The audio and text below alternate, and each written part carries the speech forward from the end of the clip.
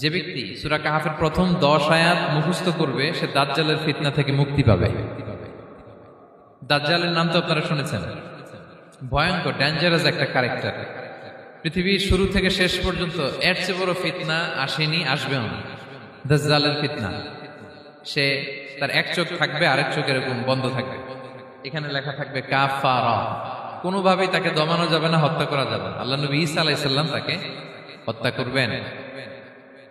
তো যে ব্যক্তি সূরা কাহাফ তেলাওয়াত করবে, সূরা কাহাফের প্রথম 10 আয়াত বিশেষ করে মুখস্থ রাখবে, আল্লাহ তাআলা উসিমা মিন ফিতনাতিদ দাজ্জাল, দাজ্জালের ফিতনা থেকে তাকে বাঁচাবেন। তা আমরা দাজ্জালের ফিতনা থেকে বাঁচতে চাই কি চাই না? আমরা যেন সূরা কাহাফের প্রথম 10 আয়াত মুখস্থ করি, সূরা কাহাফ যেন জুমার দিন আমরা তেলাওয়াত করি। So now the question arises, what is the relationship of Suratul Kahf with Dajjal? দাজ্জালের সাথে সূরা কাহাফের রিলেশনটার কারণ কি? একটা মেকানিজম তো এখানে আছে। এত সূরা থাকতে রাসূল সাল্লাল্লাহু আলাইহি ওয়াসাল্লাম কেন বলেন যে সূরা কাহাফ পড়লে দাজ্জালের ফিতনা থেকে বাঁচবে? কারণটা কি? এর কারণ হচ্ছে দাজ্জাল আমাদেরকে যে সমস্ত জিনিস দিয়ে ফিতনায় ফেলবে, ওই ফিতনাগুলোর সলিউশন আল্লাহ তাআলা সূরা কাহাফের ভিতরে রেখে দিয়েছেন। দাজ্জাল 4টা জিনিস দিয়ে আমাদেরকে ফিতনায় ফেলবে। যেটা ট্রায়াল অফ ফেইথ, এক নাম্বার। ঈমানের পরীক্ষা সে আমাদেরকে ফেলবে, আমাদের বিশ্বাস নিয়ে ছিনিমিনি খেলবে সে। এটার সলিউশন আছে সূরা কাহাফ, আমি বলবো আস্তে আস্তে। 2 নম্বরে দাজ্জাল আমাদেরকে ফিতনায় ফেলবে দ্য ট্রায়াল অফ ওয়েলথ, সম্পদ দিয়ে সে আমাদেরকে ফিতনায় ফেলবে। 3 নম্বর দ্য ট্রায়াল অফ নলেজ, জ্ঞান দিয়ে সে আমাদেরকে ফিতনায় ফেলবে। 4 নম্বর দ্য ট্রায়াল অফ পাওয়ার, ক্ষমতা দিয়ে সে আমাদেরকে ফিতনায় ফেলবে।